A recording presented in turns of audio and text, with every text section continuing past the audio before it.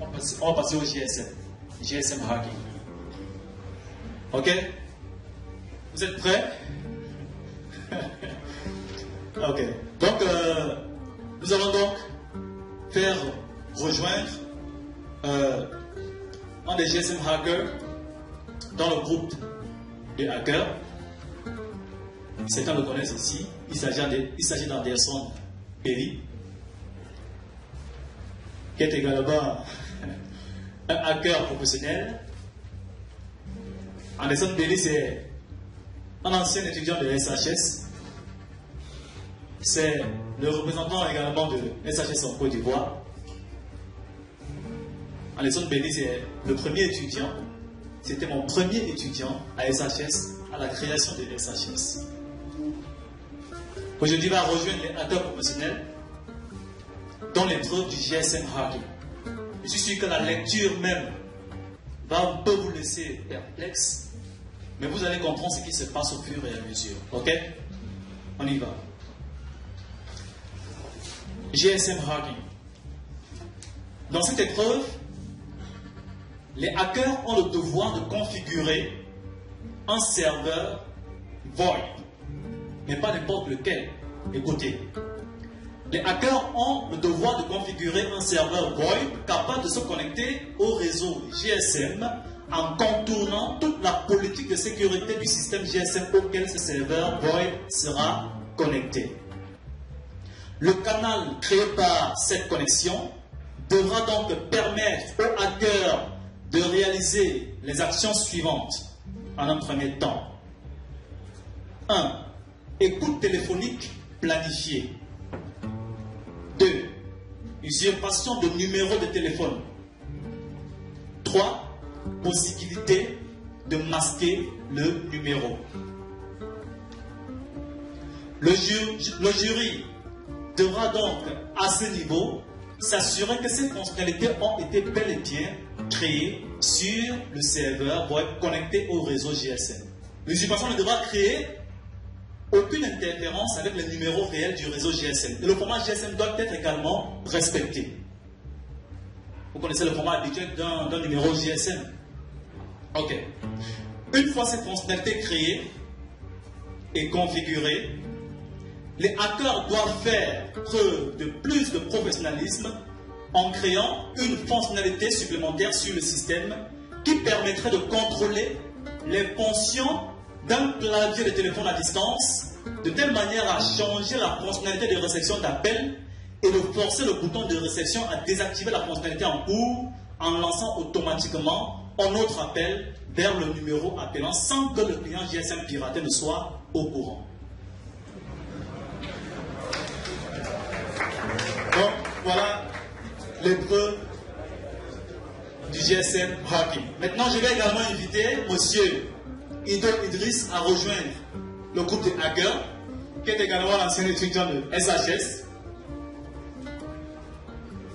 Je rappelle que monsieur Ido Idriss est également ingénieur en réseau télécom, mais c'est un type d'ingénieur en réseau télécom que moi je ne comprends pas. Lui, il fait tout. Programmation, il est là. Développement, il est là. Génie logiciel, il est là. Hacking, il est là. Sécurité, il est là. Réseau télécom, il est là. Donc voilà encore GSM hacking. Ok. Allons-y. Maintenant, voilà donc tous les hackers réunis pour configurer donc ce serveur VoIP.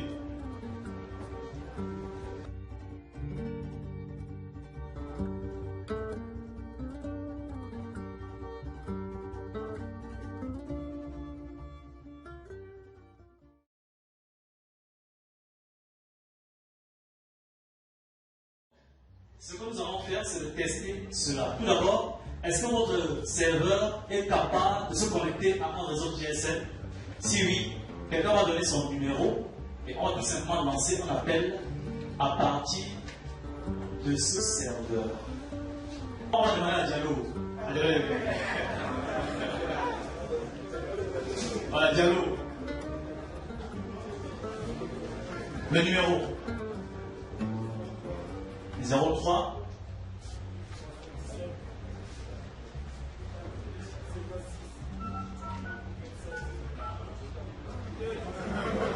03 97. Pardon?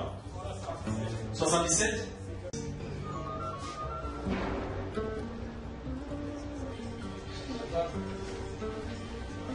Oh. Rapproche seulement, rapproche. C'est bon? Voilà. Ok, on va continuer.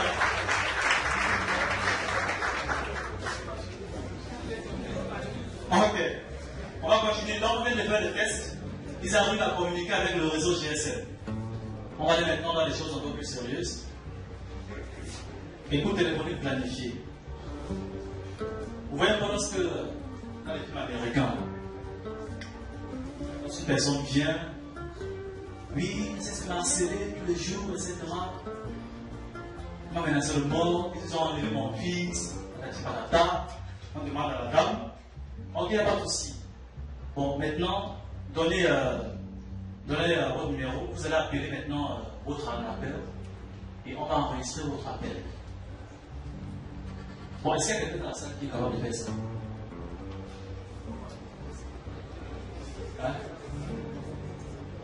Ah bon, ok. Ok, donc, c'est ce que nous allons faire. Il faut quelqu'un qui va jouer le rôle de la femme.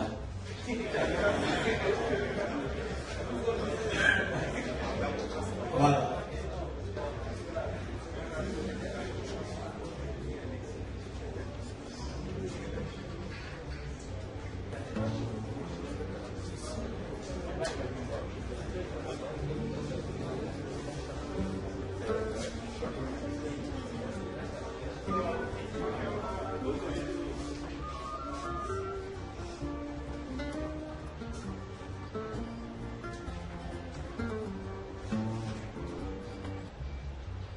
Le téléphone de la dame sonne. Attends, ne quitte pas. On te dit, moi je vais être en.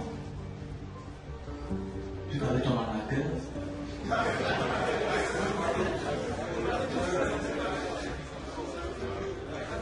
Ça passe? Ok, on peut.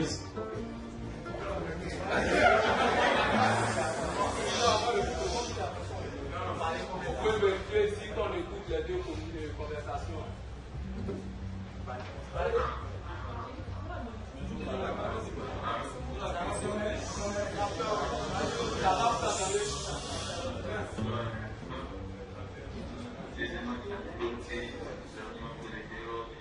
Quand vous avez suivi comment toute la conversation,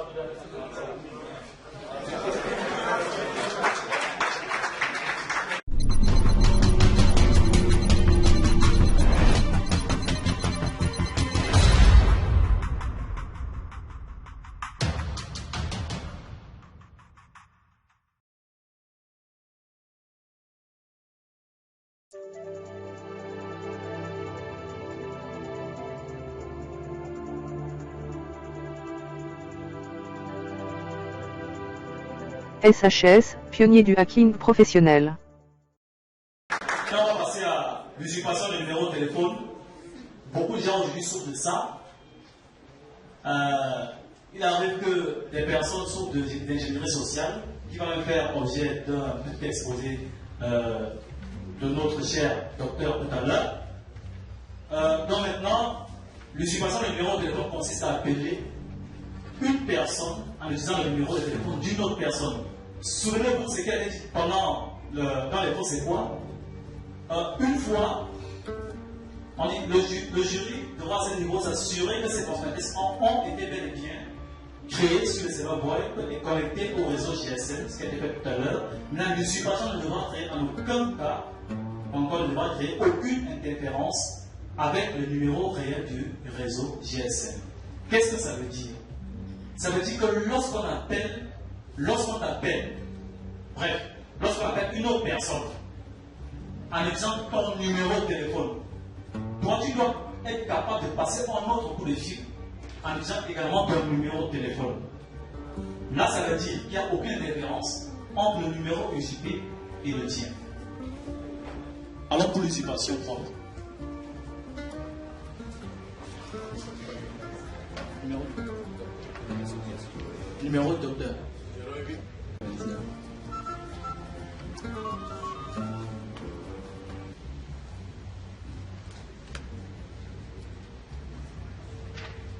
Le docteur qui vous appelle. Docteur, est-ce que vous avez lancé l'appel? Non. On va à l'usurpation. Maintenant, lui peut lancer l'appel à quelqu'un d'autre. Hein. Pour ceux qui ne comprennent pas, vous avez le numéro de téléphone de votre papa sur votre portable, n'est-ce pas? Aujourd'hui, je peux vous appeler en me disant son numéro. Vous allez voir que c'est lui. Oh, lui, il est en train de dormir quelque part. C'est bon. Donc, en fait, c'est ce qui s'est passé. Hein. C'est ce qui vient de se passer là. Peut-être vous minimisez encore la chose. Mais si je vous disais ceci, et si je vous appelais en me disant le numéro de téléphone de votre gestionnaire de banque? Ah, mais maintenant, vous commencez un peu à comprendre l'ampleur de la chose. Ok. Or, le numéro de gestionnaire de banque, il disait que ça peut, comment dire, la voix peut changer. N'est-ce pas? On dit ça peut être monsieur X, moi c'est monsieur Y. Donc si moi je vous appelle, vous ne pourrez jamais dire que ce n'est pas lui.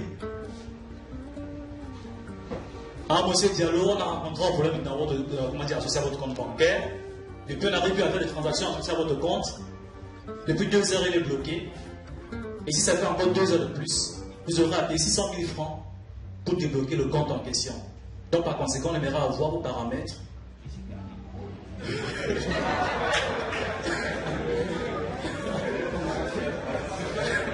Hein? Oh, monsieur Diallo, il a 350 000 sur son compte. Après, on lui dit, il va donner en courant. Il va donner en courant. Il y a encore plusieurs autres choses comme ça. Donc, l'usurpation du numéro de téléphone là, c'est un problème grave. Un problème très, très, très grave. Je ne vais indexer aucune entreprise de télécommunications ici. Mais c'est à eux de résoudre le problème en question.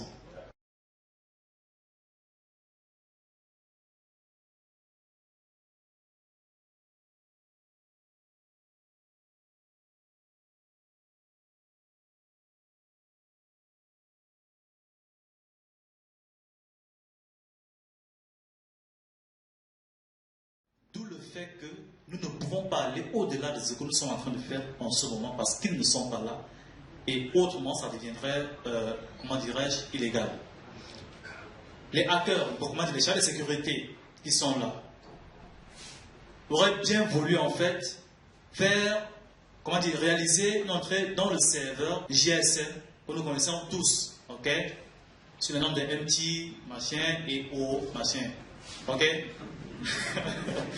Ils pourraient réaliser cette intrusion-là pour leur permettre en fait de bloquer les actions qui sont en train, comment dire, qui étaient lancées donc par les hackers. En fait, ils pouvaient bien faire ça, mais cela deviendrait une infraction. Vous voyez, le commissaire allait condamner cela. C'est une infraction. Donc nous restons éthiques. S'ils ne sont pas là, il n'y a pas de problème. On laisse, voilà, on les laisse leur vulnérabilité telle qu'elle soit. Voilà. Mais au moins, on a déjà sensibilisé, vous qui êtes là, vous êtes déjà sensibilisé, vous connaissez maintenant ce qui se passe avec les réseaux GSM. Et ça, ce n'est pas tout. Ce n'est même pas tout.